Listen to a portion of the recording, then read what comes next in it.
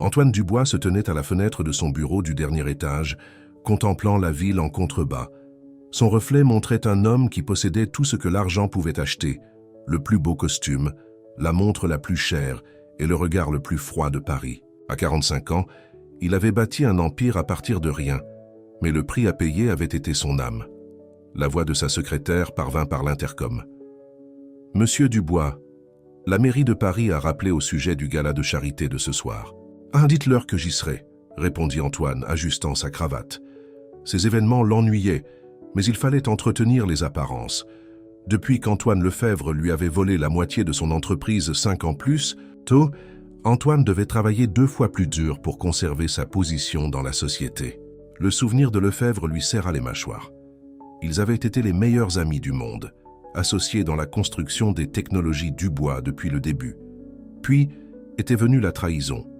Lefebvre avait vendu des secrets d'entreprise à leurs concurrents, utilisant le chaos pour obtenir le soutien du conseil d'administration et forçant Antoine à quitter des divisions clés de sa propre entreprise. Le procès avait duré des années, se terminant par une impasse qui avait laissé les 2 hommes riches mais ennemis acharnés. Antoine vérifia sa montre, une pièce de 300 000 € qui ne pouvait pas lui racheter une seule seconde de son passé. Le gala commençait dans 1 heure.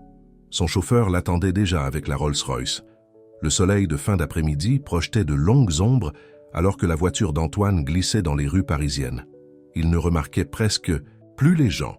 Ce n'étaient que des visages dans la foule, des problèmes qu'il pouvait résoudre par un chèque ou ignorer complètement. Son téléphone vibrait, saturé de messages de chasseuses de fortunes et d'arrivistes, toutes voulant une part de sa fortune. Il les ignora toutes. La voiture s'arrêta à un feu rouge près de la gare de Lyon. Antoine allait consulter ses emails lorsqu'il entendit des cris. « Au secours, s'il vous plaît, quelqu'un au secours !» Quelque chose dans ces cris désespérés brisa son indifférence habituelle. Il leva les yeux pour voir des gens qui pointèrent du doigt les voies ferrées. Et là, dans la lumière déclinante, il vit un spectacle qui lui glaça le sang. Un garçon en fauteuil roulant était coincé entre les rails. Les roues du fauteuil s'étaient reprises dans les rails et l'enfant luttait désespérément pour se libérer. Les sonneries d'avertissement retentissaient déjà. Un train arrivait. « Arrêtez la voiture !» cria Antoine à son chauffeur. Avant même que le véhicule ne se soit complètement arrêté, il était déjà sorti de la voiture et courait vers les voies. Les gens dans la foule filmaient avec leur téléphone, mais personne n'aidait. Antoine pouvait entendre la corne du train au loin, de plus en plus près. Le garçon leva les yeux vers lui avec des yeux terrifiés. Sans penser à son costume à 10 000 € ni à sa propre sécurité, Antoine sauta sur les voies. Le fauteuil roulant était bien coincé, les roues refusant de bouger. « Tiens bon gamin », dit Antoine, le cœur battant. « Jetez ». La corne du train sonna de nouveau, beaucoup plus près maintenant. Antoine sentait les rails vibrer sous ses pieds. Avec une force désespérée, il enroula ses bras autour du garçon et du fauteuil, les arrachant juste au moment où le train filait à toute vitesse dans un rugissement assourdissant. Ils tombèrent en arrière sur le gravier, Antoine amortissant la chute du garçon. Pendant un instant, ils restèrent là, reprenant leur souffle tandis que la foule acclamait et que les services d'urgence arrivaient enfin. « Merci », murmura le garçon, la voix tremblante. « Je croyais que j'allais mourir. » Antoine l'aida à s'asseoir, vérifiant s'il était blessé. « Comment tu t'appelles, mon fils ?»« Lucas », dit le garçon. « Lucas Lefebvre. » Le nom frappa Antoine comme un coup physique. Il fixa le visage de l'enfant, le voyant vraiment pour la première fois. Le même nez, le même menton.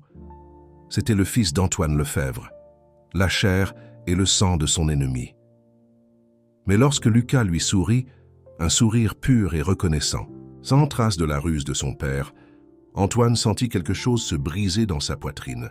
Ce n'était pas Antoine Lefebvre, l'homme qui l'avait trahi. Ce n'était qu'un enfant effrayé qui avait besoin d'aide. Monsieur Dubois? Un journaliste s'était frayé un chemin dans la foule, caméra en marche. Vous venez de sauver la vie de ce garçon. Qu'est-ce qui vous a poussé à tout risquer pour l'aider? Antoine regarda Lucas, puis le journaliste. La réponse le surprit lui-même. « Certaines choses sont plus importantes que l'argent, » dit-il doucement. « Certaines choses sont plus importantes que les vieilles rancunes. » Alors que les secouristes examinaient Lucas, Antoine sortit son téléphone et annula sa participation au gala. Pour la première fois depuis des années, quelque chose comptait plus que le maintien des apparences. Il resta avec Lucas jusqu'à l'arrivée de l'ambulance, apprenant que le garçon se rendait à une séance de kinésithérapie lorsque son fauteuil roulant était tombé en panne. « Viendras-tu me rendre visite à l'hôpital » demanda Lucas alors qu'on le chargeait dans l'ambulance. Ses yeux étaient pleins d'espoir, innocents de l'histoire amère entre son père et l'homme qui venait de le sauver. Antoine hésita seulement un instant. « Oui, dit-il, je serai là. » En regardant l'ambulance s'éloigner, Antoine réalisa que son monde avait changé. Il avait passé des années à construire des murs autour de son cœur, se concentrant uniquement sur la vengeance et le succès. Mais un petit garçon courageux avait réussi à trouver une fissure dans ces murs. Son téléphone vibrait, probablement plus de messages concernant le gala. Mais l'esprit d'Antoine était déjà ailleurs, pensant à une visite à l'hôpital et au sourire d'un enfant qui ne portait aucune trace des ténèbres du passé. Le soleil s'était complètement couché maintenant, mais pour la première fois depuis des années, Antoine Dubois sentit une lumière grandir en lui, le genre de lumière que l'argent ne pouvait pas acheter et que la haine ne pouvait pas éteindre. Le lendemain matin, Antoine entra à l'hôpital Necker-Enfants, malade avec un ours en peluche et se sentant complètement déplacé. Il n'avait pas beaucoup dormi, pensant au sourire de Lucas et à la trahison d'Antoine Lefebvre. Les infirmières le dirigèrent vers la chambre 304, où il trouva Lucas assis dans son lit, regardant des dessins animés. « Monsieur Dubois », le visage de Lucas s'illumina. « Vous êtes vraiment venu ?» Antoine sourit, lui tendant l'ours. « Je l'avais promis, n'est-ce pas?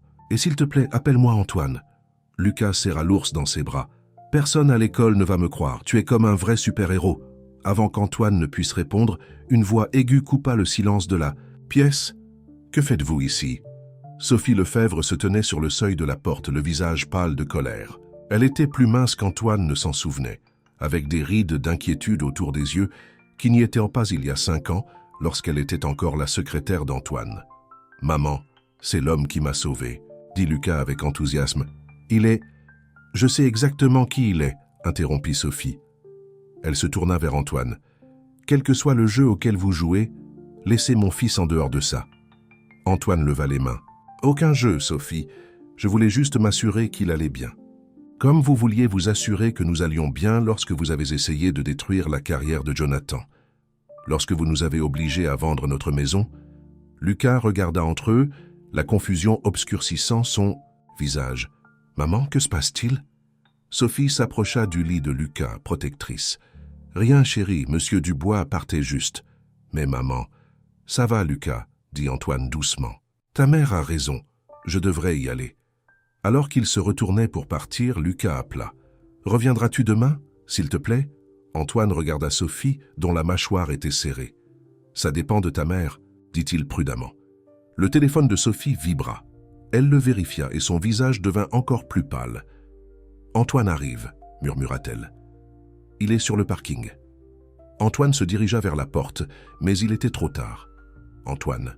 Lefebvre entra en trombe, son costume coûteux froissé comme s'il avait dormi dedans. Il s'arrêta net lorsqu'il vit Antoine. « Éloignez-vous de mon fils, » grogna Antoine. « Papa !» Lucas essaya d'expliquer. « Il m'a sauvé la vie.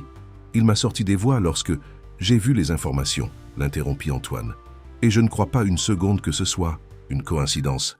Que cherchez-vous vraiment, Antoine? Utiliser mon fils pour un coup médiatique ?» Antoine sentit sa colère monter, mais il lutta pour garder sa voix calme. « Pensez ce que vous voulez de moi, Antoine, mais je n'utiliserai jamais un enfant de cette façon. Comme vous n'utiliseriez pas le délit d'initié pour voler une entreprise, » rétorqua Antoine. « C'est riche venant de l'homme qui a vendu des secrets d'entreprise à nos concurrents. Arrêtez. » La voix de Lucas se brisa. « S'il vous plaît, arrêtez de vous battre. » La supplication du garçon frappa Antoine comme un seau d'eau froide. Il regarda le visage de Lucas et vit des larmes se former. « Je suis désolé, » dit Antoine doucement. « Tu as raison, Lucas, ce n'est pas le lieu. » Il se dirigea de nouveau vers la porte, mais les paroles suivantes de Lucas l'arrêtèrent. « J'ai une séance de kinésithérapie demain à 10 heures. Viendras-tu regarder, s'il te plaît ?» Antoine commença à protester, mais Sophie le toucha au bras. Quelque chose dans son visage le fit faire une pause. Antoine regarda l'expression pleine d'espoir de Lucas, puis ses parents. « Si ça va pour ta mère et ton père, » dit-il prudemment. Sophie et Antoine échangèrent un long regard. Finalement, Sophie hocha légèrement la tête. 1 heure, dit Antoine sèchement, sous surveillance. Le sourire de Lucas aurait pu illuminer tout l'hôpital. Alors qu'Antoine rentrait à son bureau, son esprit tourbillonnait. Il avait passé des années à croire qu'Antoine était purement mauvais. Mais la façon dont il regardait son fils, il y avait un véritable amour là-dedans. Et Sophie, elle avait clairement traversé des moments difficiles, mais elle s'était opposée aux 2 hommes pour protéger Lucas. Son téléphone sonna. C'était sa secrétaire. « Monsieur Dubois, le conseil d'administration pose des questions sur la situation Lefebvre. Ils ont vu la vidéo du sauvetage et ils veulent savoir comment cela affecte le litige en cours. » Antoine regarda la ville passer devant la fenêtre de sa voiture. « Dites-leur que j'ai besoin de temps pour réfléchir. » Il raccrocha avant qu'elle ne puisse répondre. La vérité était qu'il ne savait plus quoi penser. Pendant des années, la vengeance avait été sa boussole, sa raison de se lever le matin. Maintenant, regardant dans les yeux innocents de Lucas, il n'était plus sûr de savoir où se trouvait le vrai nord. De retour dans son penthouse, ce soir-là, Antoine se retrouva à regarder de vieilles photos qu'il avait gardées cachées. Il était là avec Antoine lors de leur remise de diplôme, lors de l'ouverture de leur premier bureau, au mariage d'Antoine avec Sophie, où Antoine avait été témoin. Quand tout avait-il si mal tourné? Et plus important encore, pouvait-on réparer quoi que ce soit? Son chef de la sécurité l'appela avec la vérification des antécédents qu'il avait demandé sur Lucas. Le garçon avait reçu un diagnostic de dystrophie musculaire à l'âge de 6 ans. Les factures médicales avaient commencé à s'accumuler à peu près au moment où Antoine avait fait son coup contre l'entreprise. Antoine resta longtemps assis dans son bureau sombre, réfléchissant aux choix et aux conséquences, au sourire d'un petit garçon et à la trahison d'un vieil ami, au coût réel de la vengeance. Demain à 10 heures, il avait une séance de kinésithérapie à laquelle assister, et peut-être, juste peut-être, une chance de retrouver l'homme qu'il était autrefois, l'homme qui avait autrefois été le meilleur ami d'Antoine Lefebvre. La salle de kinésithérapie de l'hôpital Necker était baignée de soleil matinal. Antoine arriva 5 minutes en avance, portant des vêtements décontractés pour la première fois depuis des années, juste un jean et un pull. Il trouva Sophie déjà là regardant Lucas travailler avec sa kinésithérapeute, Anne. « Je n'étais pas sûr que vous viendriez, » dit Sophie doucement. « Je le lui avais promis, » répondit Antoine, regardant Lucas lutter pour soulever un petit poids. « Depuis combien de temps a-t-il affaire à ça ?» La voix de Sophie était fatiguée. « La dystrophie musculaire est apparue lorsqu'il avait 6 ans. Les médecins disent... » Elle s'arrêta, luttant contre les larmes. « Ils disent que c'est progressif.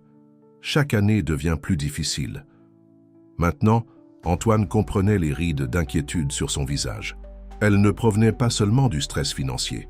Elle regardait son fils mener un combat qui devenait plus difficile chaque jour. « Où est Antoine ?» demanda-t-il. « Réunion du conseil d'administration, encore une fois. » Le ton amer de Sophie en disait long. L'entreprise occupe la plupart de son temps maintenant. Parfois, je pense qu'il travaille autant parce que c'est plus facile que de regarder Lucas lutter. Avant qu'Antoine ne puisse répondre, Lucas le repéra. « Antoine, tu es venu. Regarde ça.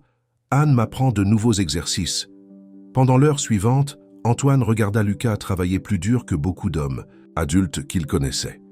Le garçon ne s'est jamais plaint, même lorsque ses bras tremblèrent d'effort.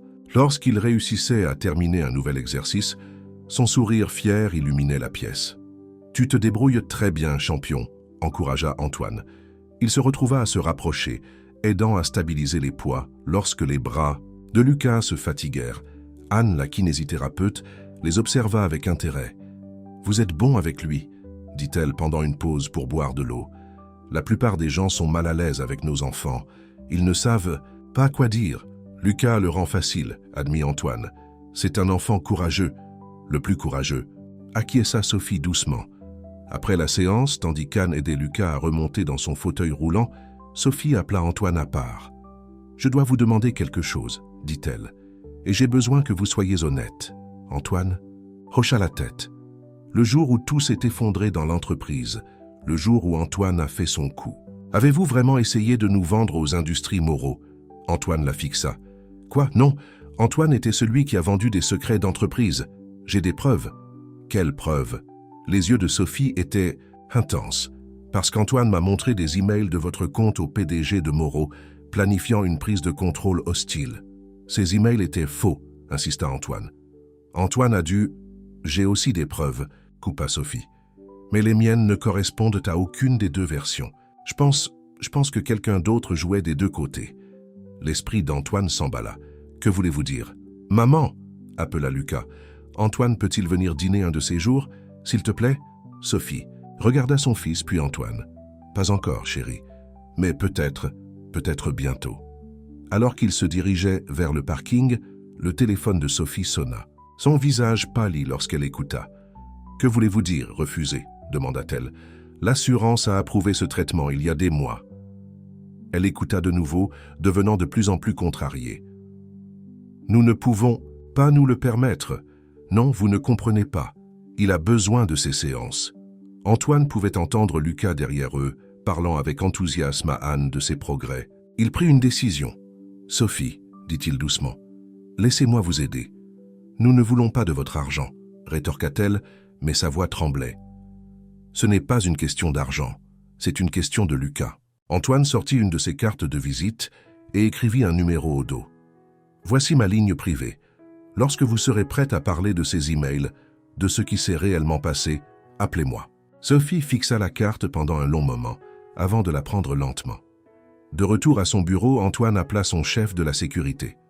Je veux tout ce que vous pouvez trouver sur les communications entre notre entreprise et les industries. Moreau, il y a 5 ans. Tout. Et je veux dire tout, même les fichiers supprimés ou cachés. Monsieur, hésita son chef de la sécurité, certains de ces fichiers, ils pourraient impliquer des personnes qui sont encore dans notre conseil d'administration. Je me fiche de qui ils impliquent, dit Antoine fermement. Il est temps que nous découvrions la vérité. Ce soir-là, alors qu'Antoine était assis dans son penthouse en examinant d'anciens documents de l'entreprise, son téléphone sonna avec un SMS. C'était une photo d'Anne, Lucas faisant ses exercices, souriant fièrement à la caméra. Le message disait « Il m'a demandé de vous envoyer ça. Vous avez fait une sacrée impression. » Antoine se retrouva à sourire à la photo. Puis il remarqua quelque chose en arrière-plan, un badge de visiteur sur un homme quittant la salle de kinésithérapie. Il zooma, son sourire s'estompant. Le badge portait le logo des industries Moreau. Pourquoi quelqu'un de Moreau visiterait-il une salle de kinésithérapie d'un hôpital pour enfants? À moins que... Antoine prit son téléphone et appela son chef de la sécurité. « J'ai besoin de tout ce que vous pouvez trouver sur Anne Thompson, kinésithérapeute à l'hôpital Necker. Et j'en ai besoin ce soir. » Quelque chose ne collait pas. Et cette fois, Antoine était déterminé à découvrir la vérité, non pas par vengeance, mais pour un petit garçon courageux qui méritait mieux que d'être pris au milieu de jeux d'adultes. Alors qu'il attendait les informations, Antoine regarda de nouveau la photo souriante de Lucas. Il y a 5 ans, il avait perdu son meilleur ami à cause de ce qu'il croyait être une trahison. Maintenant, il commençait à se demander si lui et Antoine avaient tous les deux été trahis par quelqu'un d'autre. Quelqu'un qui tirait encore les ficelles dans les coulisses? Il avait compris. Et l'enjeu ne se limitait plus à l'argent ou au pouvoir. Il s'agissait de l'avenir d'un enfant, et peut-être, juste peut-être, de la guérison de blessures plus profondes que chacun des deux hommes n'avait osé l'admettre. Antoine dormit à peine cette nuit-là, attendant des informations sur Anne Thompson. Lorsque son chef de la sécurité l'appela enfin à l'aube, les nouvelles étaient troublantes. « Anne Thompson n'existe pas », rapporta le chef. « Du moins, pas celle qui travaille à l'hôpital Necker Enfants Malades. Ces références sont de parfaites contrefaçons. Et voici la partie étrange.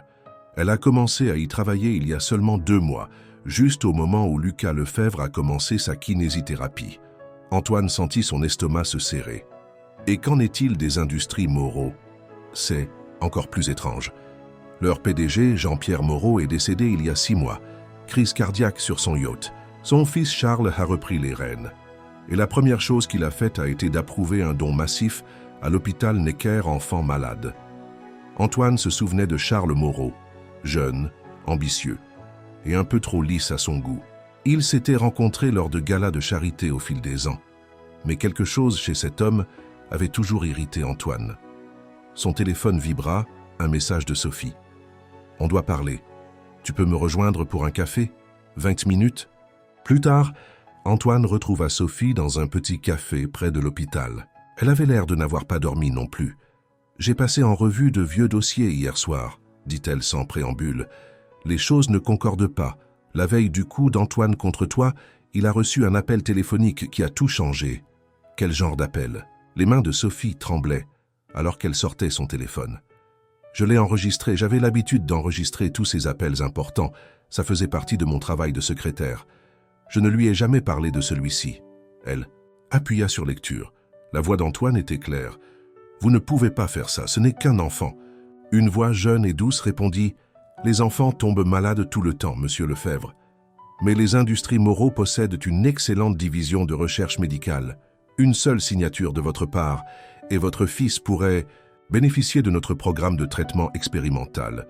Bien sûr, cela nécessiterait que vous réorientiez vos intérêts commerciaux. » Antoine sentit un frisson de froid. « Charles Moreau, » Sophie acquiesça. « Antoine ne vous trahissait. Passe. » Il essayait de sauver Lucas. Moreau lui avait promis l'accès à un nouveau traitement contre la dystrophie musculaire, si Antoine vous aidait à chuter. « Pourquoi ne m'a-t-il rien dit ?» demanda Antoine. « Nous aurions pu combattre Moreau ensemble, parce qu'ils ont menacé Lucas directement. » La voix de Sophie se brisa. « Et maintenant, il recommence. C'est pourquoi notre assurance a soudainement refusé la couverture. Les industries Moreau ont racheté la compagnie d'assurance le mois dernier. » Le téléphone d'Antoine vibra, un message de son équipe de sécurité. Il l'ouvrit et resta figé. Le vrai nom d'Anne Thompson est Angela Moreau, la sœur de Charles Moreau. Sophie haleta. La kinésithérapeute? Mais elle a été si bien avec Lucas, où elle collectait des informations, apprenant ses faiblesses. « Sophie, quand est la prochaine séance de Lucas ?» Sophie consulta sa montre. « Dans 2 heures. Oh mon Dieu !» Ils se précipitèrent à l'hôpital, mais la chambre 304 était vide. Une infirmière leur dit qu'Anne était arrivée tôt, disant qu'elle avait une autorisation spéciale pour emmener Lucas dans la nouvelle aile de thérapie. « Quelle nouvelle aile ? De thérapie ?» demanda Sophie. Antoine courait déjà, Sophie juste derrière lui. Ils trouvèrent un agent de sécurité qui leur dit qu'il avait vu Anne pousser Lucas vers le parking. « Appelez la police » ordonna Antoine, en courant dans l'escalier de secours. « Et appelez Antoine !» Ils débouclèrent dans le parking juste à temps pour voir une fourgonnette noire s'éloigner, Anne au volant. « Lucas !» cria Sophie. Antoine courait déjà vers sa voiture. « Monte !» Ils sortirent du garage à toute vitesse derrière la fourgonnette. Le cœur d'Antoine battait la chamade alors qu'il slalomait entre les voitures, gardant la fourgonnette en vue.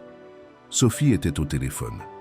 Avec la police, sa voix tremblante alors qu'elle donnait des descriptions. « Pourquoi font-ils ça ?» pleura-t-elle. « Parce que Charles Moreau veut ma compagnie, » dit Antoine sombrement. « Et la moitié de celle d'Antoine aussi. Avec Lucas comme levier, il peut nous forcer tous les deux à tout signer. » La fourgonnette tourna sur l'autoroute en direction du quartier industriel. Le téléphone d'Antoine sonna. « Antoine, où est mon fils ?» demanda-t-il. « Je les suis maintenant. Industrie Moreau, Antoine. » C'était Charles Moreau tout le temps. « Rejoignez-nous à leur centre de recherche, rue de l'Industrie. » Une pause. « J'y serai dans 10 minutes. » Et Antoine, ne les laissez pas lui faire de mal. La fourgonnette s'engouffra finalement dans un centre sécurisé arborant les logos des industries Moreau. Des gardes commencèrent à fermer les grilles, mais Antoine accéléra, les percutant. Ils s'arrêtèrent en trombe devant un bâtiment moderne juste au moment où Anne aidait Lucas à monter dans un fauteuil roulant. « Arrêtez-vous là !» cria Antoine, sautant de la voiture. Angela pivota, poussant Lucas derrière elle. « Cela ne vous concerne pas, monsieur Dubois. Lucas va recevoir un traitement qui l'aidera à remarcher. N'est-ce pas un prix à payer ? » « Pas si le prix est sa sécurité, » dit Sophie avec véhémence. Lucas avait l'air confus et effrayé. « Anne, que se passe-t-il ?»« J'essaie de vous aider, » insista Angela. « La compagnie de mon frère a mis au point un remède. Votre père n'a qu'à signer quelques papiers. La seule chose que quiconque signera, c'est votre mandat d'arrêt. » Charles Moreau sortit du bâtiment, l'air irrité. Toujours aussi dramatique. « Antoine, nous essayons d'aider le garçon. Notre traitement pourrait lui donner une vie normale. Tout ce dont nous avons besoin, c'est que vous et Antoine cédiez vos compagnies à des mains plus compétentes. C'est toi qui nous as retournés l'un contre l'autre, réalisa Antoine. Il y a 5 ans, tu as joué des deux côtés, nous faisant croire que nous nous étions trahis. Les affaires sont les affaires. Charles haussa les épaules. Maintenant, au sujet de ses papiers. Le crissement des pneus l'interrompit lorsque la voiture d'Antoine arriva, suivie de voitures de police. « Éloignez-vous de mon fils !» rugit Antoine, courant vers eux. Tout arriva à la fois. Angela essaya de pousser le fauteuil roulant de Lucas vers le bâtiment. Sophie se précipita pour l'arrêter. Charles fourra la main dans sa veste. Antoine n'y pensa pas. Il bougea simplement. Il plaqua Charles au sol alors que la police envahissait les lieux. Sophie prit Lucas dans ses bras alors qu'Antoine les rejoignait. « Maman, papa ?» Lucas pleurait. « Je ne comprends pas. Anne a dit qu'elle m'aidait. » Antoine observa la police arrêter Charles et Angela Moreau. Antoine serra son fils fort, les larmes aux yeux. « Je suis tellement désolé, » dit Antoine, regardant Antoine. « Il y a 5 ans, quand ils ont menacé Lucas, je pensais n'avoir pas le choix. » Antoine se souvenait des photos dans son bureau. Remise de diplôme, premier bureau, témoin au mariage. Il regarda Lucas, en sécurité dans les bras de ses parents. « Nous avons tous les deux fait ce que nous pensions devoir faire, » dit-il, doucement. « Peut-être qu'il est temps d'essayer quelque chose de différent. » Sophie toucha son bras. « Merci, pour tout. » Alors que la police prenait leur déclaration, Antoine observa Lucas avec ses parents. Le garçon était secoué, mais sain et sauf. Et peut-être, juste peut-être, était-ce le début de la guérison de plus que de vieilles blessures professionnelles. Son téléphone vibra. Son conseil d'administration voulait savoir ce qui se passait.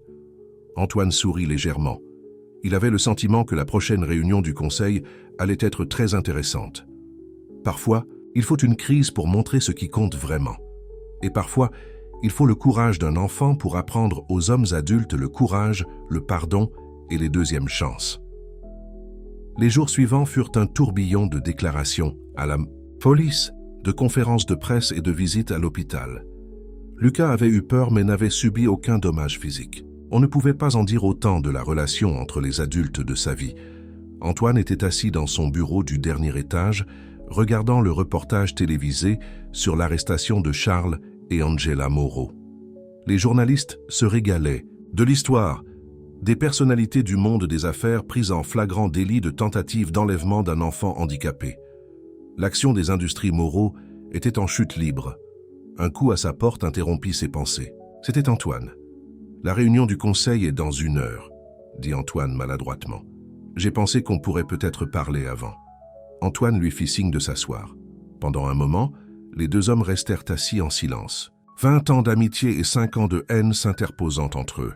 « J'aurais dû te le dire, » dit enfin Antoine. « Quand Moreau a menacé Lucas, j'aurais dû te faire confiance. Et j'aurais dû chercher plus profondément la vérité, au lieu de croire le pire, » admit Antoine. « Nous avons tous les deux laissé Moreau nous manipuler. » Antoine sortit une vieille photo de son portefeuille, la même photo de remise de diplôme qu'Antoine gardait sur son bureau. « Tu te souviens de ce qu'on s'est dit ce jour-là? Qu'on changerait le monde ensemble? Au lieu de ça, on a failli se détruire l'un l'autre. » Antoine secoua la tête, et Moreau a failli détruire ton fils. « Lucas n'arrête pas de te demander, » dit Antoine doucement. « Il se fiche des affaires. Il sait juste que tu l'as sauvé. 2 fois. » Avant qu'Antoine ne puisse répondre, sa secrétaire sonna. « Monsieur Dubois, Madame Lefebvre est là avec Lucas. » Les 2 hommes se levèrent, alors que Sophie poussait Lucas dans le bureau. Le visage du garçon s'illumina lorsqu'il les vit. « Papa, Antoine, regardez ce que je peux faire. » Lucas leur montra une petite balle anti-stress qu'il serrait. « Le docteur Williams dit que je deviens plus fort. » Sophie sourit, fatiguée. « Il a insisté pour venir vous montrer tous les 2. Et on doit parler de son traitement. » Ils se rassemblèrent autour de la table de conférence d'Antoine. Sophie étala des dossiers médicaux. « Moreau ne mentait pas complètement, » expliqua-t-elle. « Il existe un nouveau programme de traitement qui pourrait aider Lucas. Il est expérimental, mais les résultats sont prometteurs. Le problème, c'est le coût, » termina Antoine. « Avec tout ce qui s'est passé avec la scission de la compagnie, notre assurance, je paierai, » dit Antoine immédiatement. « Non, » Antoine commença à protester. « Oui, » Sophie l'interrompit, fermement. « Antoine, il ne s'agit pas d'orgueil ni du passé. Il s'agit de Lucas. » Lucas regarda les 3 adultes. « Vous êtes de nouveau amis ? Parce que j'aimerais vraiment ça. » La simple honnêteté de la question d'un enfant brisa des années de guerre commerciale. Antoine regarda son vieil ami. « Qu'en dis-tu, Antoine? Peut-être qu'il est temps de reconstruire. Pas seulement la compagnie, tout. » Antoine resta silencieux un long moment. Puis il tendit la main. « Associé ?» Antoine la serra. « Associé. » Lucas applaudit, puis devint pensif. « Est-ce que ça veut dire que je peux venir visiter le bureau parfois? Maman dit que vous avez un hélicoptère sur le toit. » Ils rirent tous, et pour la première fois depuis des années, cela semblait naturel. « Écoute, » dit Antoine, « et si on allait tous dîner ce soir? Il y a un super restaurant italien. » « Avec les grandes fontaines ?» demanda Lucas avec enthousiasme. « Papa m'y a emmené une fois pour mon anniversaire. C'est celui-là. Et peut-être après le dîner, si vos parents sont d'accord, on pourrait faire un petit tour en hélicoptère. » Les yeux de Lucas s'écarquillèrent. « Vraiment? Maman, papa, s'il vous plaît ?» Sophie et Antoine échangèrent des regards. « Un court trajet, » acquiesça Sophie. « Mais d'abord, tu as ta kinésithérapie avec le docteur Williams. » « Un vrai docteur cette fois, » ajouta Antoine sombrement, « pas une espionne Moreau. » Alors qu'il se préparait à partir pour le rendez-vous de Lucas, la secrétaire d'Antoine sonna à nouveau.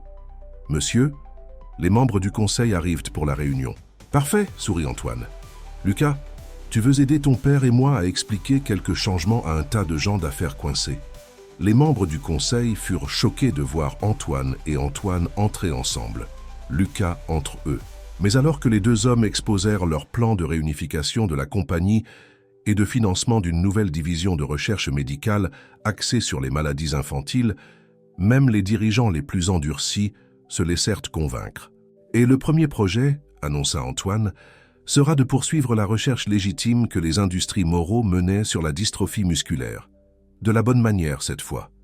Pas de menaces, pas de stratagèmes, juste un travail honnête pour aider des enfants comme Lucas. » Un membre du conseil leva la main. « Le coût en vaudra la peine, » l'interrompit Antoine. « Certaines choses sont plus importantes que les marges bénéficiaires. » Après la réunion, alors que Sophie emmenait Lucas à sa kinésithérapie, Antoine resta dans le bureau d'Antoine. « Tu sais, dit-il, l'anniversaire de Lucas est le mois prochain. Il aura 11 ans. » Antoine hocha la tête, se souvenant de tous les anniversaires qu'il avait manqués. « Sophie organise généralement une petite fête à la maison, » continua Antoine.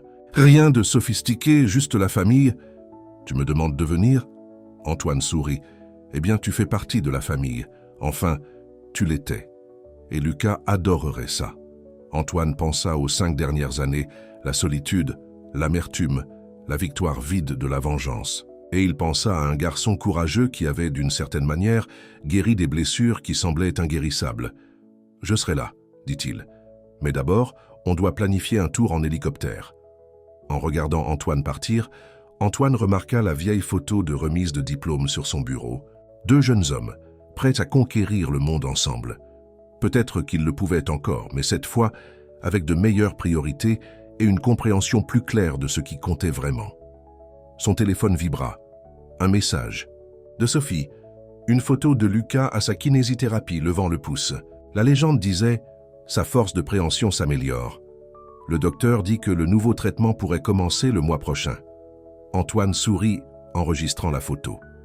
Parfois, les meilleures décisions commerciales n'ont rien à voir avec les affaires. Le restaurant italien bourdonnait d'activités du soir, alors qu'Antoine regardait Lucas goûter sa première bouchée de tiramisu authentique.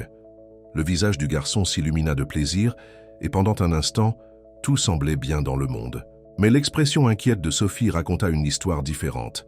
« La presse ne nous laissera pas tranquilles, » dit-elle doucement pendant que Lucas était distrait par le dessert. « Ils appellent ça le miracle sur les rails, comment un sauvetage a réuni 2 titans des affaires. Ils campent devant notre maison. » Antoine serra sa main. « On va gérer ça, on le fait toujours. » « Ce n'est pas tout, » continua Sophie. « L'ancienne école de Lucas a appelé. Avec toute l'attention médiatique, ils sont préoccupés par la sécurité. Ils ont suggéré qu'on pourrait envisager d'autres options. » Antoine posa sa fourchette. « Ils veulent le virer? Ils ont dit qu'ils n'étaient pas équipés pour gérer la situation. » La voix de Sophie se brisa. « Entre ses besoins médicaux et ce cirque. »« Je ne veux pas changer d'école, » dit Lucas soudainement. Il n'avait pas réalisé qu'il écoutait. « Tous mes amis sont là. Et le concours scientifique est le mois prochain. J'ai travaillé sur mon projet toute l'année. » Antoine et Antoine échangèrent des regards.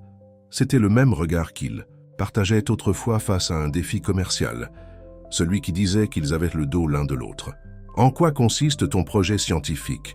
demanda Antoine. Les yeux de Lucas s'illuminèrent. « Je conçois un nouveau type de fauteuil roulant, un qui peut mieux gérer différents types de terrains. Anne, enfin, la fausse Anne, elle m'a donné de bonnes idées avant. Vous savez, les adultes se turent à la mention d'Angela Moreau. La trahison piquait encore, surtout, pour Lucas. « Tu sais, dit Antoine pensivement, notre compagnie a un département d'ingénierie. Il pourrait peut-être t'aider avec ton projet. » Vraiment. L'enthousiasme de Lucas était contagieux. On pourrait y aller? Écoute. Antoine sourit. Pourquoi on ne ferait pas ce tour en hélicoptère maintenant? Et demain, je te ferai visiter les laboratoires d'ingénierie. Sophie commença à protester en disant que c'était une soirée d'école, mais Antoine l'interpella du regard. Laisse-lui faire ça, Sophie. Après tout, le tour en hélicoptère fut magique. Le visage de Lucas collé à la fenêtre, alors qu'il survolait les lumières de la ville. Antoine lui montra les monuments, tandis qu'Antoine tenait la main de Sophie, les deux parents regardant la joie de leur fils. Mais la vraie magie eut lieu le lendemain, au laboratoire d'ingénierie. Lucas se déplaçait entre les postes de travail, posant des questions intelligentes qui impressionnèrent même les ingénieurs seniors. Ses yeux brillaient de curiosité et d'espoir. « C'est incroyable !» s'exclama-t-il, examinant une imprimante 3D. « On pourrait l'utiliser pour les pièces de fauteuil roulant ?» L'ingénieur en chef, Jean-Marc Picard, s'agenouilla à côté du fauteuil de Lucas. « Royal !» s'exclama-t-il, examinant une imprimante 3D. « On pourrait l'utiliser pour les pièces de fauteuil roulant ?» L'ingénieur en chef, Jean-Marc Picard, s'agenouilla à côté du fauteuil de Lucas. « À la division des technologies adaptatives. Qu'en diriez-vous si vous deveniez notre consultant principal ?» Lucas regarda ses parents. « Je peux, s'il vous plaît ?» Sophie hésita. « Ces études... Et si nous pouvions résoudre les deux problèmes en même temps ?» suggéra Antoine. L'entreprise possède un centre d'apprentissage privé pour les enfants. Des employés, des enseignants de haut niveau, des classes réduites, une sécurité totale. Et c'est juste ici, dans le bâtiment.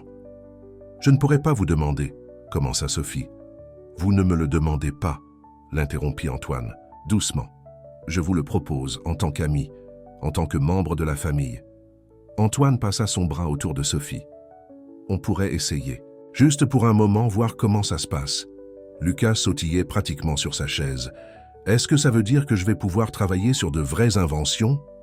Jean-Marc sourit. « Avec vos idées et nos ressources, mon garçon, vous pourriez bien révolutionner les technologies adaptatives. » Plus tard, cet après-midi-là, Antoine trouva Sophie seule dans son bureau, regardant la ville à travers sa fenêtre. « Merci, dit-elle sans se retourner. Pour tout ça, mais, j'ai peur, Antoine. » Elle se tourna enfin vers lui. Tout change si vite, la fusion d'entreprises, l'école, le traitement de Lucas. Et si quelque chose tournait mal à nouveau? Antoine comprit sa peur. « Sophie, il y a 5 ans, nous avons laissé la peur et la méfiance nous déchirer. Nous ne pouvons pas laisser cela se reproduire.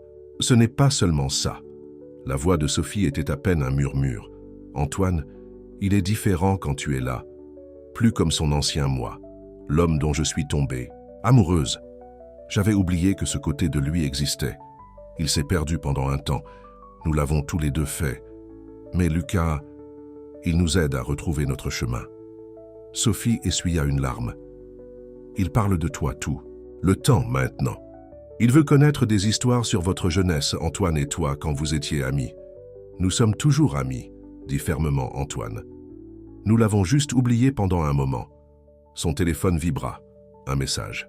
Du département d'ingénierie. Ils avaient scanné la conception originale du fauteuil roulant de Lucas et créé un modèle numérique. La vidéo jointe montrait une simulation 3D de la conception améliorée en action.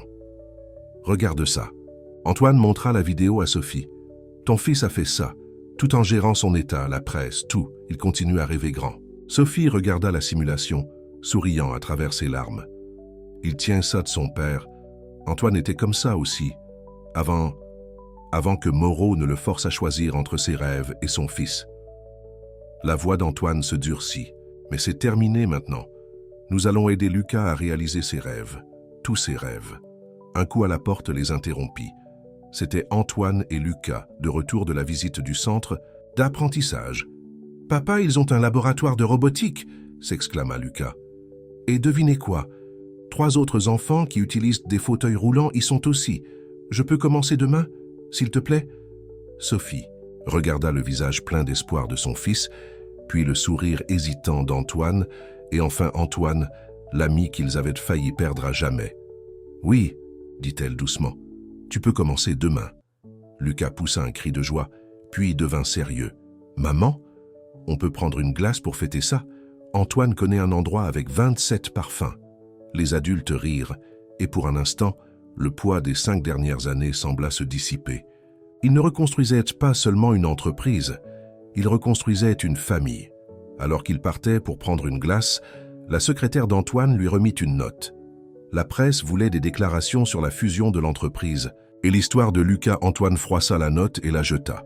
Certaines histoires n'étaient pas destinées aux communiqués de presse. Certaines guérisons se faisaient en privé, autour de tiramisus et de promenades en hélicoptère, dans des laboratoires d'ingénierie et des glaciers. Et parfois, réalisa-t-il, en regardant Lucas choisir entre chocolat pépite et cookies and cream, les plus grands miracles n'étaient pas ceux qui faisaient les gros titres. C'étaient les petits moments de confiance reconstruits, une boule à la fois.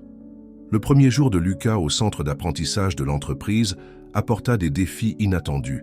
Alors que Sophie l'aidait à se préparer, elle remarqua que ses mains tremblaient. « Tu es nerveux, mon chéri ?» demanda-t-elle en lui ajustant son col. « Et s'ils ne m'aiment pas ?» murmura Lucas. « Et s'ils ne font que prétendre être gentils à cause d'Antoine ?» Le cœur de Sophie se serra. L'incident à l'ancienne école avait laissé des cicatrices plus profondes qu'il ne l'avait réalisé. Mais il n'aurait pas dû s'inquiéter. Dès qu'ils entrèrent dans le centre d'apprentissage, une fille dans un fauteuil roulant violet vif roula jusqu'à eux. « Tu dois être Lucas. Je suis Léa. Tu veux voir notre laboratoire scientifique? On travaille sur des robots à énergie solaire. » Le visage de Lucas s'illumina. Il regarda sa mère qui acquiesça de manière encourageante. Alors que les 2 enfants partaient, la directrice du centre, le docteur Isabelle Moreau, s'approcha de Sophie. « Madame Lefebvre, pourrions-nous parler un instant ?» Dans son bureau, le docteur Moreau sortit le dossier médical de Lucas. « J'ai examiné son état. Nous devrons nous coordonner avec sa nouvelle équipe médicale concernant le traitement expérimental. » Bien sûr, Sophie se tendit, attendant le rejet habituel. Au lieu de cela, le docteur Moreau sourit chaleureusement. « Nous avons 3 autres élèves atteints de dystrophie musculaire. Notre personnel est entièrement formé. Lucas aura du soutien ici, à la fois médical et émotionnel. » Sophie sentit les larmes monter. Après des années de lutte pour obtenir ce dont Lucas avait besoin, cette simple acceptation semblait presque trop belle pour être vraie. Pendant ce temps, dans la salle de conférence principale de l'entreprise, Antoine et Antoine étaient confrontés à leurs propres défis. Le conseil d'administration examinait les plans de fusion et tout le monde n'était pas content. « C'est trop personnel », argumenta Bernard Dupont, leur plus ancien membre du conseil d'administration. « Nous dirigeons une entreprise, pas une œuvre de charité. »« Vous avez raison », répondit calmement Antoine. « Nous dirigeons une entreprise. Et notre nouvelle division des technologies adaptatives, inspirée des conceptions de Lucas, a déjà 3 grandes entreprises intéressées par des partenariats. » Antoine intervint. « La division de recherche médicale ne concerne pas seulement mon fils. Il s'agit d'ouvrir de nouveaux marchés, de développer des brevets, de créer des solutions pour des millions de familles comme la nôtre. » « Et le centre d'apprentissage ?» demanda un autre membre du conseil d'administration avec scepticisme. « Attire déjà les meilleurs talents, » rétorqua Antoine. 3 ingénieurs seniors ont accepté nos offres spécifiquement parce que nous offrons une éducation aux enfants ayant des besoins spéciaux. Parfois, faire le bien est une bonne affaire. La réunion se termina par une approbation provisoire, mais les 2 hommes savaient qu'ils avaient encore des choses à convaincre. Plus tard cet après-midi-là, ils visitèrent le laboratoire d'ingénierie, où Lucas montrait ses conceptions de fauteuils roulants à Léa. « Regarde, si nous ajustons l'empattement ici, expliquait-il, il pourrait mieux gérer les escaliers. » Les yeux de Léa brillèrent. « Et si on ajoutait des stabilisateurs, comme sur la moto de mon père ?» Les 2 enfants étaient tellement absorbés par leur discussion qu'ils n'avaient pas remarqué les adultes qui les observaient. « L'amour naissant », plaisanta doucement Antoine. « Antoine se tendit légèrement. Ce ne sont que des enfants. Je sais, mais c'est agréable de le voir avec un ami qui comprend ce qu'il traverse. Avant qu'Antoine ne puisse répondre, Jean-Marc Picard arriva en courant avec une nouvelle excitante. « Le premier prototype est prêt. Lucas, tu veux voir ta conception prendre vie ?» Le prototype de fauteuil roulant était magnifique, élégant, moderne et peint dans la couleur bleue préférée de Lucas. Mais lorsque Lucas essaya de s'y installer, ses bras tremblèrent, plus que d'habitude. « Je ne me sens pas bien », marmonna-t-il. Sophie se précipita en avant juste au moment où les yeux de Lucas se retournèrent. La pièce fut envahie par la panique. « Appelez une ambulance !» cria Antoine. « Pas le temps. » Antoine prit son fils dans ses bras. « L'hôpital n'est qu'à 2 pâtés de maison. Ma voiture est plus rapide. » Ils emmenèrent Lucas aux urgences où le docteur Williams les attendait. Après un examen tendu, il sortit avec des nouvelles. « Ce n'est pas un revers », le rassura-t-il. « Son corps s'adapte simplement au nouveau traitement. Mais nous devons modifier le programme. » Sophie serra la main d'Antoine. « Est-ce que cela affectera sa fréquentation scolaire ?»« Pas si nous nous coordonnons avec le centre d'apprentissage, » sourit le docteur Williams. « J'ai déjà parlé au docteur Moreau. Ils mettent en place un espace de repos pour lui. » Antoine intervint. « J'ai une meilleure idée. Nous pouvons convertir mon ancien bureau. Il est juste à côté du centre d'apprentissage. Lit complet, équipement médical, tout ce dont il a besoin. Votre bureau ?» Antoine sembla surpris. « Mais vous aimez cette vue ?»« Certaines choses sont plus importantes que les vues. » Plus tard ce soir-là, alors que Lucas reposait dans sa chambre d'hôpital, Léa entra en courant, en serrant un plan.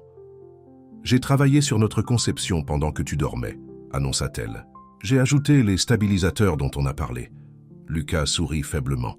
« Désolé de vous avoir fait peur. Tu plaisantes. Maintenant, on peut tester les fonctionnalités de réponse d'urgence du prototype. » Et elle rougit légèrement. « Peut-être que tu pourrais m'aider avec mon projet scientifique aussi. C'est sur l'équipement sportif adapté. » De la porte, Sophie regarda les enfants parler.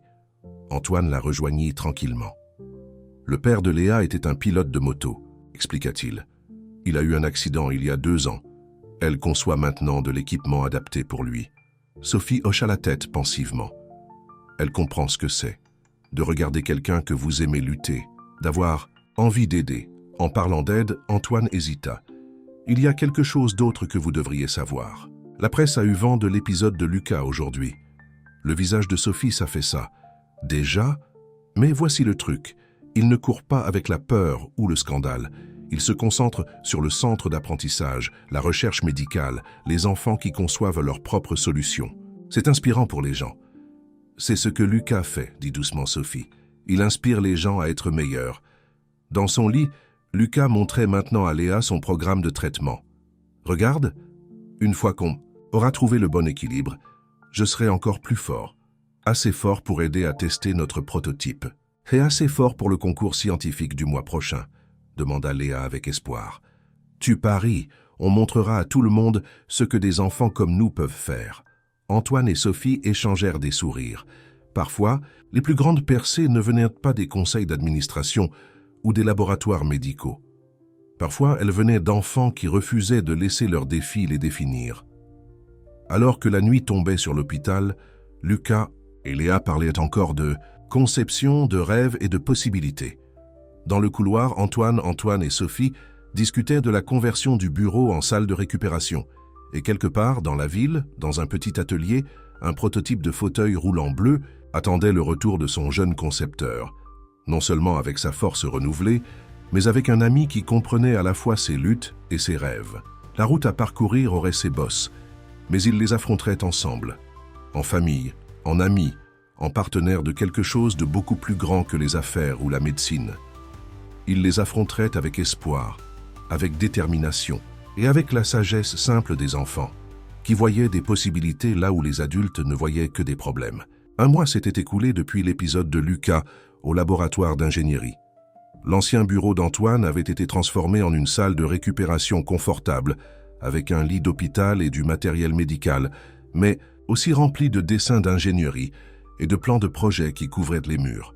Le soleil du matin pénétrait à travers les grandes fenêtres, alors que Lucas et Léa travaillaient sur leur projet pour le concours scientifique. Ils avaient combiné leurs idées, sa conception de fauteuil roulant et son équipement sportif adapté pour créer quelque chose de nouveau. Si nous ajoutons ces accessoires, expliqua Léa en pointant du doigt son dessin, le fauteuil pourrait se convertir pour différents sports, basketball, tennis, même course. Comme un couteau suisse sur roue, sourit Lucas. Son teint était meilleur maintenant, le nouveau programme de traitement ayant finalement trouvé son équilibre. Sophie regardait de la porte, souriant à leur enthousiasme. Derrière elle, Antoine s'approcha avec du café. « Comment se débrouille ?»« Notre jeune équipe d'ingénierie ?» demanda-t-il tranquillement. « Perdu dans son propre monde, » répondit Sophie. « C'est bon de le voir si enthousiaste à propos de quelque chose. » Mais Antoine remarqua l'inquiétude dans ses yeux. « Qu'est-ce qui ne va pas ?» Sophie le tira dans le couloir. « L'hôpital a appelé. Ils ont trouvé quelque chose dans les derniers tests de Lucas. Le docteur Williams veut nous rencontrer aujourd'hui. » Avant qu'Antoine ne puisse répondre, Antoine sortit de l'ascenseur, l'air agité. « Nous avons un problème, » dit-il à voix basse. « Quelqu'un a divulgué des détails sur notre division de recherche médicale à la presse. Ils disent que nous utilisons des enfants malades comme cobayes. » La main de Sophie se porta à sa bouche. « Quoi ? Ce n'est pas vrai !»« Bien sûr que non, » grommela Antoine. « Mais je crois savoir qui est derrière tout ça.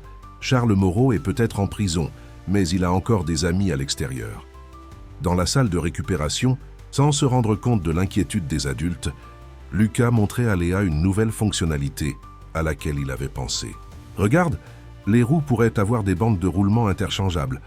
Mode route, mode sport, même mode tout-terrain. » Les yeux de Léa brillèrent. « Mon père adorerait ça pour ses séances de kinésithérapie. Il essaie toujours de remonter sur des motos normales. Mais peut-être que quelque chose comme ça pourrait l'aider à faire la transition. » Sa voix s'éteignit lorsqu'elle remarqua les expressions sérieuses des adultes à travers la paroi vitrée. « Lucas, dit-elle doucement, je crois que quelque chose ne va pas. » Les enfants regardèrent Sophie essuyer des larmes de ses yeux. Antoine marchait nerveusement et Antoine parlait d'urgence à son téléphone. « Maman ?» appela Lucas. « Que se passe-t-il » Les adultes se composèrent rapidement, mais Lucas connaissait ce regard. C'était le même regard qu'ils avaient eu lorsque son diagnostic était arrivé.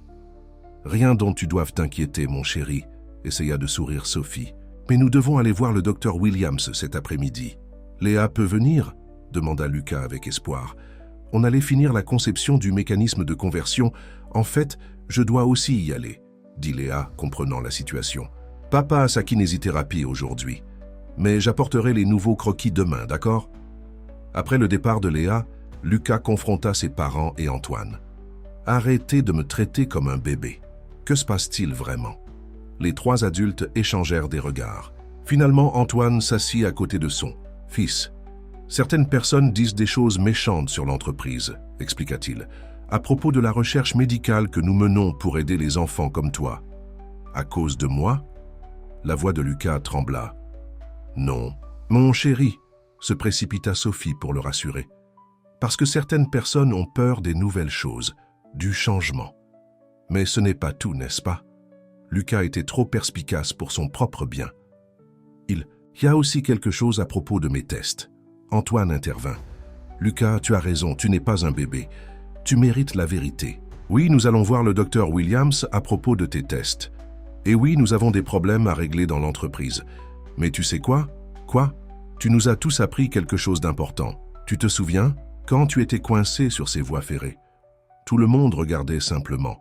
Mais quelqu'un devait agir, devait croire que les choses pouvaient être différentes. » Lucas acquiesça lentement. Comme avec notre conception de fauteuil, roulant. Léa et moi avons vu un problème, et au lieu de simplement l'accepter, vous avez décidé de le réparer, termina Antoine. C'est ce que nous allons faire aussi. Réparer les choses, ensemble. La rencontre avec le docteur. Williams, plus tard dans la journée, apporta des nouvelles mitigées. Le traitement fonctionnait, mais plus lentement que prévu. Il devait à nouveau ajuster le protocole. C'est comme si son corps se battait contre lui-même, expliqua le docteur Williams. Les médicaments aident ses muscles, mais cela met du stress sur son cœur.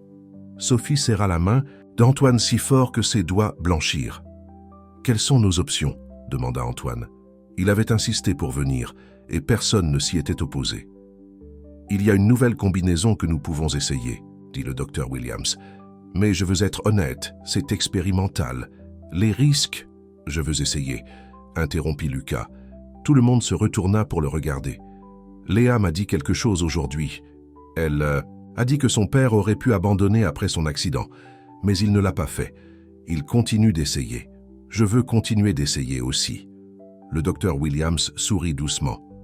Le traitement nécessiterait des séjours plus fréquents à l'hôpital. Cela pourrait affecter sa fréquentation scolaire. Alors nous nous adapterons, dit fermement Antoine.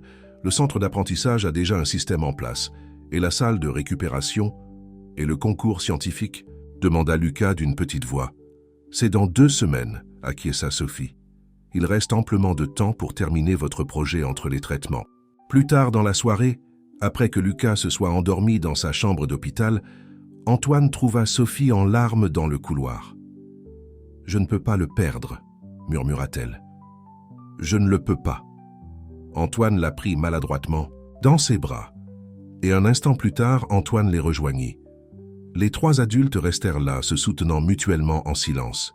« Monsieur Dubois. » Une infirmière s'approcha hésitamment. « Il y a une jeune fille qui insiste pour voir Lucas.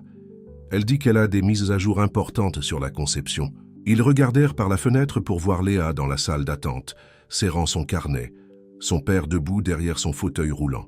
« Laissez-les entrer, » dit doucement Antoine. « Certains médicaments ne se présentent pas, en flacon. » Alors que Léa roulait dans la chambre de Lucas, sa présence sembla illuminer l'espace stérile. Même dans son sommeil, Lucas sourit comme s'il savait que son ami était là. Les adultes regardèrent Léa coller soigneusement de nouveaux dessins sur son mur, ajoutant à leur rêve commun de rendre le monde plus accessible, une conception à la fois. Parfois, l'espoir arrivait dans des colis inattendus. Parfois, il portait un fauteuil roulant violet vif et transportait des croquis d'ingénierie. Et parfois, il rappelait aux adultes que les cœurs les plus courageux pouvaient se trouver chez les plus petits guerriers. Le concours scientifique était dans 3 jours, et la chambre d'hôpital de Lucas s'était transformée en atelier improvisé. Les composants de leur fauteuil roulant prototype étaient éparpillés sur toutes les surfaces, tandis que Léa effectuait les derniers ajustements du système de contrôle. Doucement, ingénieur prévint Sophie en apportant les médicaments de Lucas. Souvenez-vous de ce que le docteur Williams a dit au sujet du repos. Lucas leva les yeux au ciel avec bonne humeur. « Maman, on a presque fini. Regarde, la conversion sport fonctionne. Parfaitement maintenant. » Pour le démontrer, il appuya sur un bouton de l'accoudoir du fauteuil roulant. Les roues se transformèrent en douceur, les bandes de roulement changeant de position pour un usage sportif. Léa rayonnait de fierté. « On l'a testé avec mon père hier, » dit-elle. « Il dit que c'est mieux que son fauteuil roulant. » Sportif professionnel, Sophie ne put s'empêcher de sourire à leur enthousiasme. Le nouveau traitement avait été difficile pour Lucas. Plus d'hospitalisation, plus de fatigue.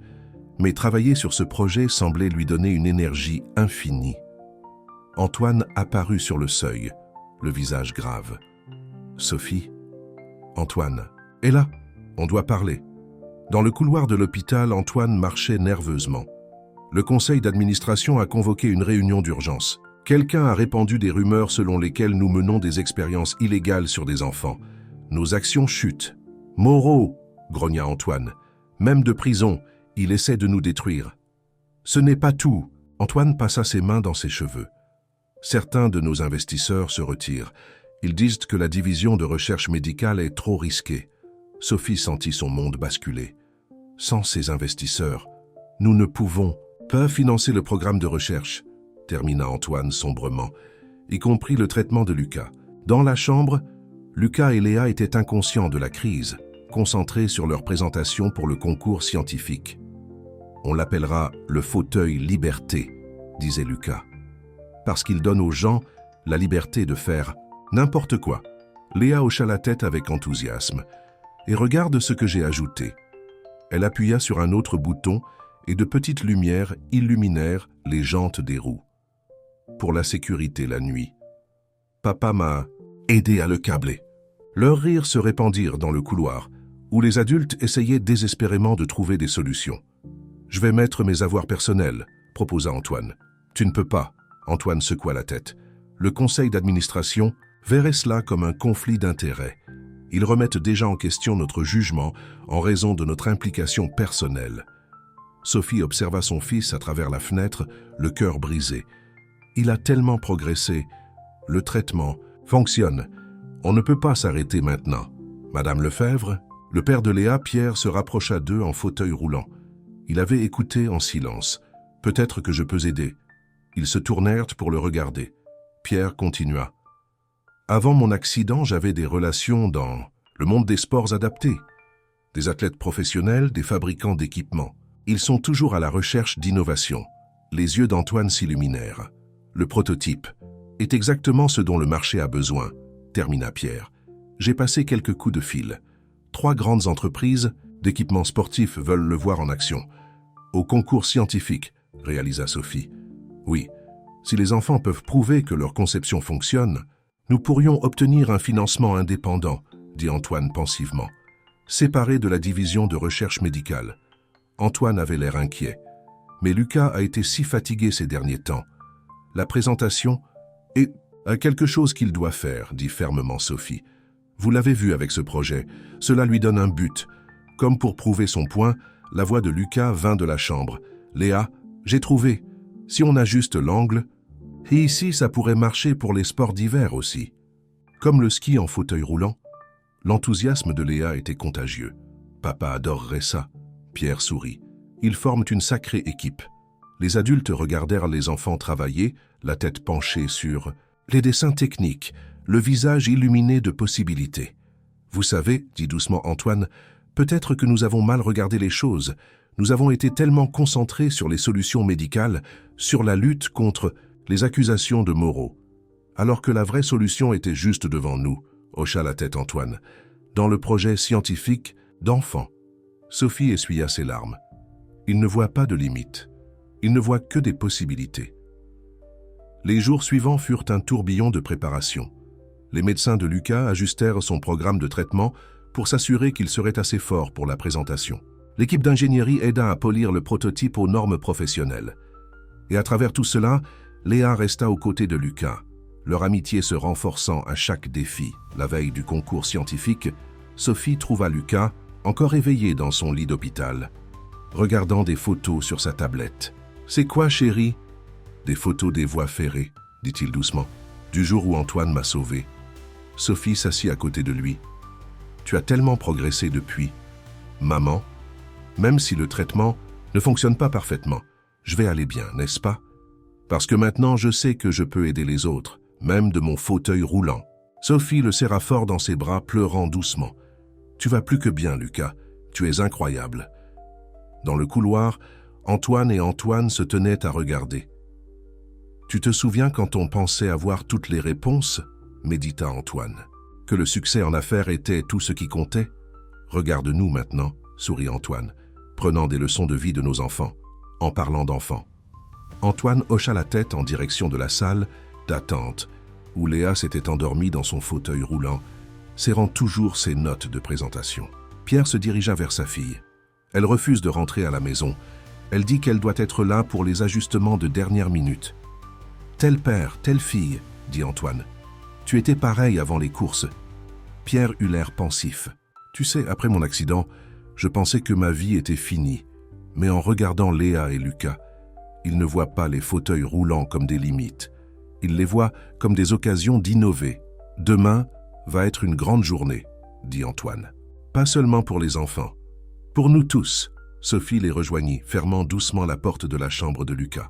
« Quoi qu'il arrive avec les investisseurs, nous y ferons face ensemble, » termina Antoine. Alors que la nuit s'installait sur l'hôpital, 2 enfants rêvaient de changer le monde, tandis que 4 adultes apprenaient que parfois les plus grands miracles étaient enveloppés dans les plus petits paquets. Et demain, lors d'un simple concours scientifique scolaire, ils découvriraient tous que l'espoir n'arrivait pas toujours sous forme de percée médicale ou de victoire en entreprise. Parfois, il se présentait sous la forme d'un fauteuil roulant transformable, conçu par 2 enfants qui refusèrent de croire aux limites. Et parfois, le meilleur médicament ne se trouvait pas du tout dans les chambres d'hôpital, mais dans le simple pouvoir de l'amitié, de l'innovation et du courage de continuer à essayer. Le matin du concours scientifique, le ciel était clair et lumineux. La chambre d'hôpital de Lucas bourdonnait d'activité alors que Sophie l'aidait à enfiler ses plus beaux vêtements, tandis que Léa effectuait les derniers ajustements de leur prototype. « Es-tu sûr d'être assez fort ?» demanda Sophie pour la 100e fois, remarquant les cernes sous les yeux de son fils. « Maman, je dois faire ça, » dit Lucas avec détermination. « Pas seulement pour nous, mais pour tous ceux qui ont besoin d'un fauteuil comme celui-ci. » Antoine apparut sur le seuil, élégant dans son costume d'affaires. Les investisseurs sont déjà à l'école. Et les équipes de télévision. Les équipes de télévision? Léa leva les yeux nerveusement. « Votre histoire a inspiré les gens, » expliqua Antoine. « 2 enfants concevant la prochaine génération de technologies adaptatives. Les médias adorent ça. » Le docteur Williams arriva pour un dernier contrôle. « Votre fréquence cardiaque est élevée, » avertissait-il Lucas. « Si vous vous sentez fatigué pendant la présentation, je ne le serai pas, » interrompit Lucas. Léa et moi avons tout répété. Nous sommes prêts. Le gymnase de l'école avait été transformé en vitrine de jeunes réussites scientifiques.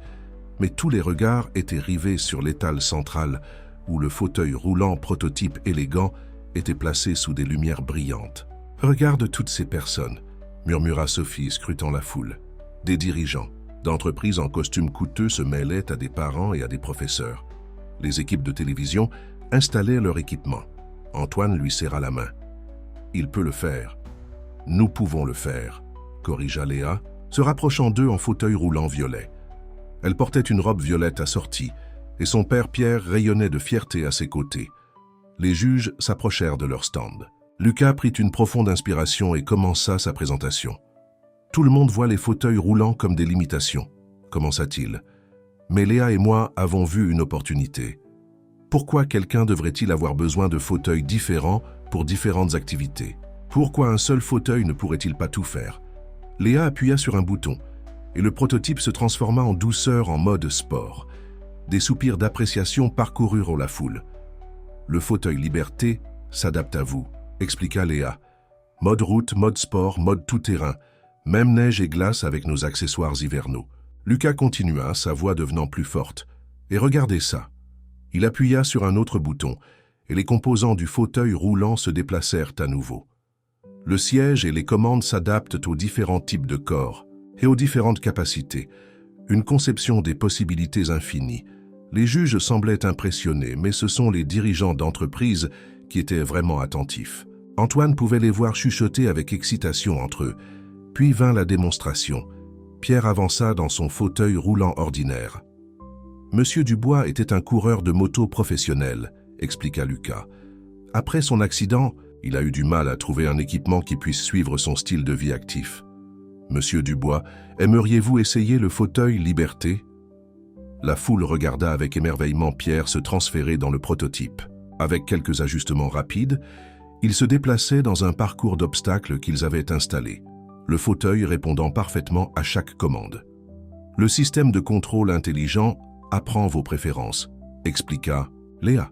« Il s'adapte à vos niveaux de force et à vos schémas de mouvement. Et regardez ça. » Lucas appuya sur un dernier bouton.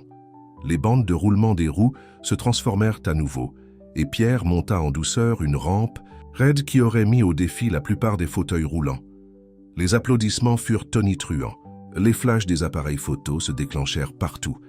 Mais Lucas n'avait pas fini. « Il ne s'agit pas seulement de fauteuils roulants, » dit-il, sa voix portant clairement dans le gymnase. « Il s'agit de liberté, d'indépendance, du droit de vivre sa vie sans limite. » Il regarda Antoine, puis ses parents. « Quelqu'un a un jour tout risqué pour me sauver. Il m'a appris que parfois il faut prendre des risques pour les gens. C'est ce que Léa et moi avons fait. Nous avons pris des risques avec cette idée. Maintenant, nous vous demandons de prendre des risques avec nous. » La salle se tut. Lucas tituba légèrement et Sophie s'avança, mais Léa le stabilisait d'une main douce sur son bras. « Le fauteuil Liberté n'est pas seulement notre projet scientifique, » ajouta Léa. « C'est notre rêve de rendre le monde meilleur, une personne à la fois. » Les juges se rassemblèrent, mais les dirigeants d'entreprise étaient déjà en mouvement. 3 entreprises différentes approchèrent simultanément. Antoine et Antoine, les carnets de chèques pratiquement sortis. « Nous voulons les droits exclusifs », commença l'un. « Le potentiel de brevet », intervint un autre. « Attendez », Pierre avança dans le prototype. « Avant que quiconque ne signe quoi que ce soit, demandez-vous qu'est-ce que cela signifierait pour des gens comme moi, pour des enfants comme eux. Il ne s'agit pas seulement de profit, il s'agit de changer des vies. Antoine s'avança. Il a raison. C'est pourquoi nous proposons quelque chose de différent. Une co-entreprise. Plusieurs entreprises travaillant ensemble. Les bénéfices finançant la recherche médicale pédiatrique. Les dirigeants semblèrent sceptiques jusqu'à ce qu'Antoine ajoute « avec Pierre Dubois comme consultant en sports adaptés ». Qui de mieux pour guider le développement qu'un athlète professionnel qui comprend les besoins de première main? Pendant que les adultes négociaient, Lucas laissa enfin son épuisement se manifester. « Maman, j'ai besoin de m'asseoir. » Mais alors que Sophie l'aidait à s'asseoir, le juge en chef s'approcha avec un large sourire. « Je pense qu'on peut sauter les délibérations. Le premier prix est pour vous. » Léa poussa un cri de joie, serrant prudemment Lucas dans ses bras. Autour d'eux, les équipes de télévision se précipitèrent pour capturer le moment. Plus tard dans la soirée, de retour dans la chambre d'hôpital de Lucas, la fête continua.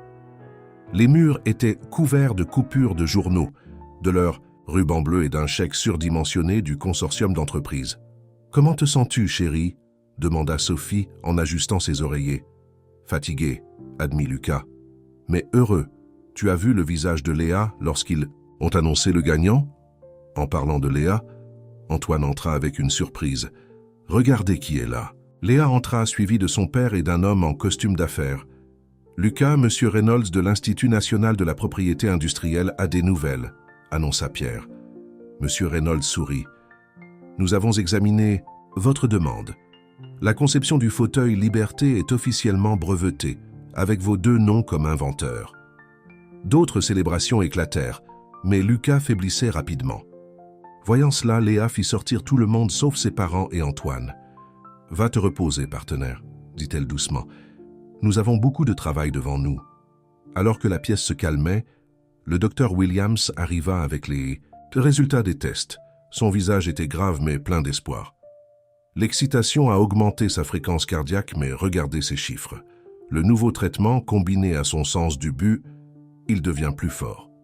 Sophie et Antoine se serrèrent dans les bras, pleurant doucement. Antoine se tenait près de la fenêtre, regardant les lumières de la ville scintiller. « Antoine !» La voix fatiguée de Lucas l'appela. « Merci, pas seulement pour m'avoir sauvé ce jour-là, mais pour avoir cru en nous. Non, Lucas, merci à toi. Tu nous as tous sauvés, à ta manière. » Alors que Lucas s'endormait, les adultes se rassemblèrent près de son lit. À travers la fenêtre, ils pouvaient voir le bâtiment de la société où tout avait commencé. L'enseigne portait désormais l'inscription « Technologie Dubois-Lefebvre adaptative ». « Vous savez, » dit doucement Sophie, « lorsqu'il était coincé sur ses voies ferrées, je pensais que c'était le pire jour de nos vies. Mais il s'est avéré être le début de quelque chose de merveilleux. » Antoine hocha la tête. « De l'obscurité est venue la lumière.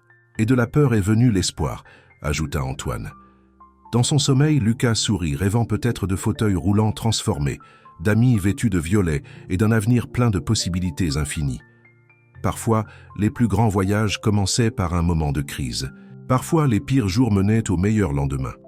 Et parfois, il fallait la simple sagesse d'un enfant pour rappeler aux adultes que l'amour, l'amitié et la détermination pouvaient surmonter n'importe quel obstacle. L'histoire, qui a commencé un jour fatidique près des voies ferrées, s'était transformée, comme le fauteuil roulant de Lucas, en quelque chose que personne n'aurait pu prédire. Elle était devenue une histoire de guérison, pas seulement des corps, mais des cœurs et des relations aussi. Et en fin de compte, c'était la plus grande innovation de toutes.